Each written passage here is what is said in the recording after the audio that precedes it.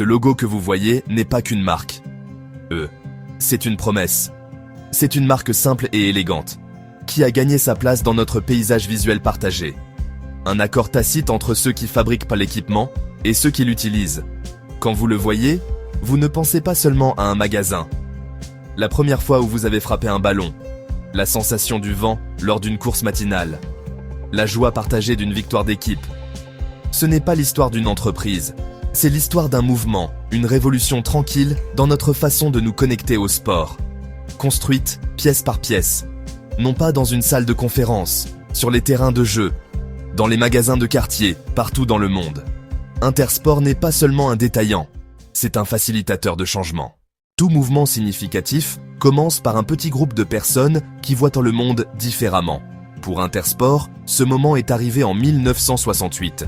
10 détaillants d'articles de sport visionnaires, issus de 10 pays différents, ont décidé de faire quelque chose de radical. Au lieu de se considérer comme des concurrents, une opportunité de croissance mutuelle.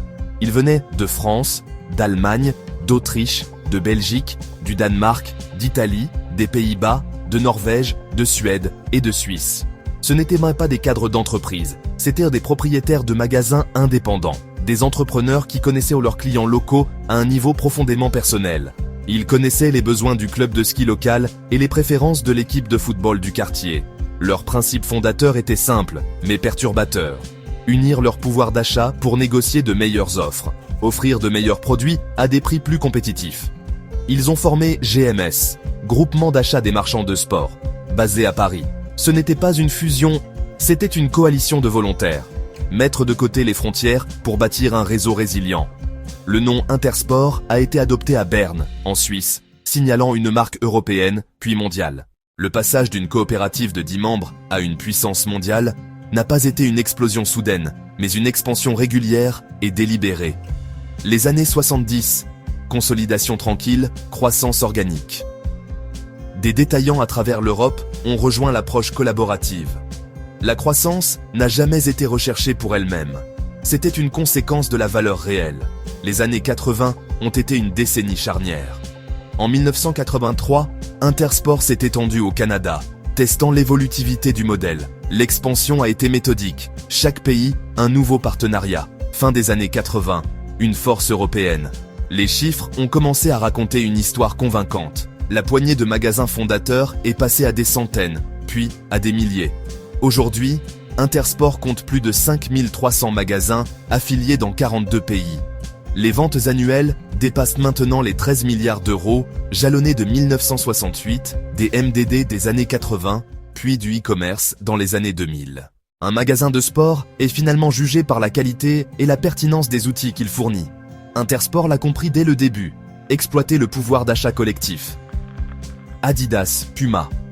Accès à l'inventaire des grandes marques pour les petites villes. Cela a nivelé les règles du jeu. Même accès à la haute performance partout. Puis, aller plus loin. Créer pour combler les lacunes. Les marques exclusives de distributeurs. Des marques comme McKinley ProTouch et Tyrrell. Pas des imitations bon marché, mais des produits conçus avec soin. Développés avec les retours des magasins et des clients. Une veste McKinley. Des décennies d'écoute des randonneurs. Acheter ProTouch, c'est acheter un réseau qui vit le sport. Rendre le sport accessible à tous. Haute qualité sans se ruiner. Les vrais héros. Les outils qui créent des moments de joie, d'effort et de réussite. Les faits et chiffres peuvent décrire une entreprise, mais les histoires lui donnent une âme. L'une vient d'un membre fondateur français. Un jeune coureur issu de moyens modestes. Il rêvait de pointes qu'il ne pouvait pas s'offrir. Le propriétaire ne s'est pas contenté de vendre. Il a travaillé avec lui, l'a équipé, lui a donné confiance. Quelques semaines plus tard, sa première victoire. Dans un village autrichien, le magasin crée un atelier vélo gratuit. Il fournit les outils et l'expertise, ne demandant rien. Bientôt, c'est devenu un rituel communautaire. On vient réparer, parler, partager, planifier.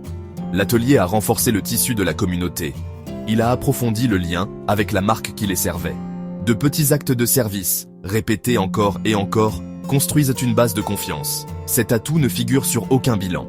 Employé autorisé à être coach, conseiller, bâtisseur. Une réputation qui s'épaissit. Un lieu qui se soucie réellement de votre parcours sportif. L'histoire d'Intersport n'est pas un document à archiver. C'est un récit en cours, dont le chapitre s'écrit maintenant. Le monde a changé depuis 1968, mais le besoin de mouvement, de connexion et de jeu n'a pas changé. L'avenir ne réside pas dans une nouvelle campagne ou une techno-miracle, mais dans la poursuite du travail patient et généreux des fondateurs. Un modèle bâti sur la collaboration et la communauté. Les défis, durabilité, paysage numérique, se relèveront par l'intelligence collective. L'héritage d'Intersport est dans chaque parc, sur chaque sentier, dans chaque salle. La marque n'est qu'un catalyseur. La vraie magie commence quand vous faites le premier pas, lorsque vous rejoignez cette équipe, lorsque vous échangez l'écran pour l'air libre. L'équipement est un outil, le vrai produit est le changement en vous.